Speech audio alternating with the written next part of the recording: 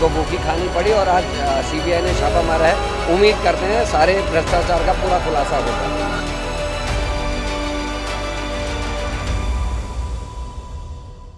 उत्तराखंड में उद्यान घोटाला मामले में सीबीआई ने एक्शन लिया है। सीबीआई ने उत्तराखंड समेत उत्तर प्रदेश, जम्मू कश्मीर और हिमाचल प्रदेश के कई स्थानों पर छापेमारी की। इस छापेमारी में सीबीआई ने उद्यान घोटाले में तत्कालीन अफसरों समेत ठेकेदारों, पौधा सप्लाई करने वाली फर्मों पर शिकंजा कसा, जिसमें पूर्व उद्यान निदेशक एचएस बवेजा समेत 18 लोगों के खिलाफ 3 मुकदमे दर्ज किए गए। धोखाधड़ी समेत कई धाराओं में दर्ज इन मुकदमों में बवेजा को मुख्य आरोपी बनाया गया है, जबकि 15 नामजद समेत 3 अज्ञात शामिल किए गए हैं। इससे पहले दिन भी सीबीआई ने इस मामले को लेकर उत्तराखंड, हिमाचल प्रदेश और जम्मू कश्मीर में 26 लोगों से पूछताछ की थी। इसमें मुख्य उद्यान अधिकारी नैनीताल राजेंद्र कुमार, कुछ अन्य अधिकारियों समेत जम्मू कश्मीर और हिमाचल प्रदेश की नर्सरी से जुड़े कारोबारी और कर्मचारी भी शामिल हैं। प्रकरण में देहरादून की तत्कालीन मुख्य उद्यान अधिकारी मीनाक्षी जोशी भी लपेटे में आ गई हैं।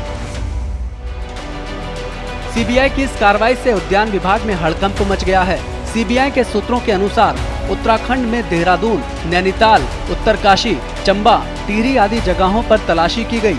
इस दौरान घपले से जुड़े तमाम दस्तावेज कब्जे में लिए गए। दस्तावेजों में हेराफेरी और गड़बड़ी को आधार बनाकर घोटाले की कड़ियां जोड़ी जा रही हैं। सीबीआई इसी आधार पर घोटाले से जुड़े तत्कालीन अधिकारियों, ठेकेदारों और फर्मों के संचालकों से पूछताछ कर रही है। उद्यान घपले की जांच में कुल 12 टीमें लगी हुई हैं। सीबीआई की कार्रवाई के बाद कांग्रेस ने भी सरकार को घेरा है। कांग्रेस प्रदेशाध्यक्ष करण माहरा ने कहा, उद्यान घोटाला मामले में सीबीआई ने सरकार को घुटने पर लाकर खड़ा कर दिया है।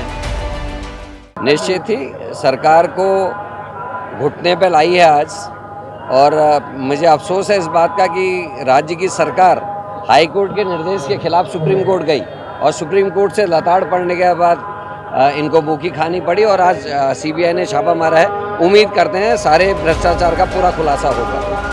वहीं इस मामले पर नेता प्रतिपक्ष यशपाल आर्या की प्रतिक्रिया भी सामने आई।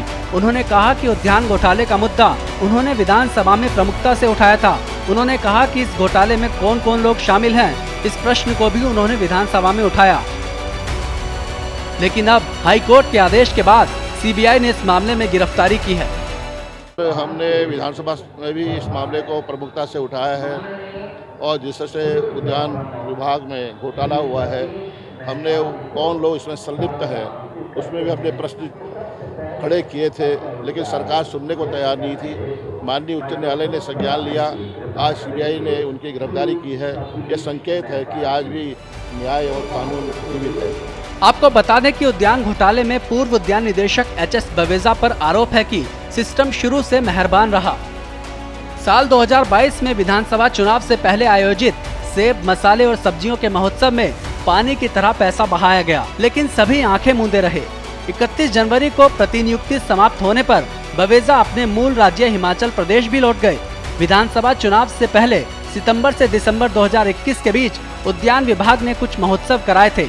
इसके तहत विभिन्न स्थानों पर सेब, मशरूम, सब्जी, मसाले और मौन पालन महोत्सव हुआ, जिस कार्यक्रम में नियमानुसार अधिकतम 22,50,000 रुपए खर्च होने थे, उस पर 65 से 77 लाख रुपए खर्च कर दिए गए। आरोप है कि केंद्र सरकार के महत्वाकांक्षी प्रोजेक्ट ड्रॉप मोर क्रॉप से ही 1,80 लाख रुपए निकालकर इन महोत्सवों में खर्च किए गए। शासन के जिस अफसर ने इस मुद्दे पर निदेशक से स्पष्टीकरण मांगा था, उसका विभाग ही चंद दिनों में हट गया। 2020-2021 के दौरान अदरक, हल्दी आदि बीज की खरीदी का मुद्दा भी काफी गरमाया।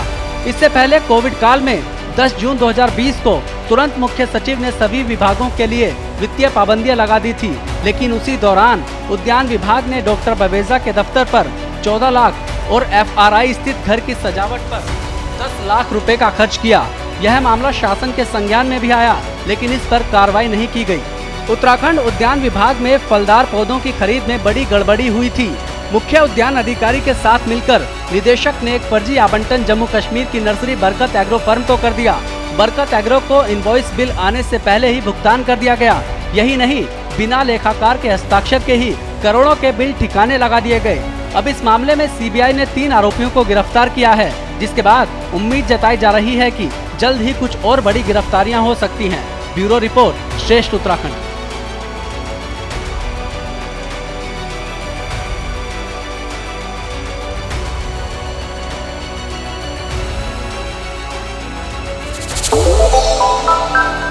श्रेष्ठ उत्तराखंड पर खबरों से जुड़े रहने के लिए चैनल को सब्सक्राइब और लाइक करें, बेल आइकन दबाएं और देखते रहें श्रेष्ठ उत्तराखंड।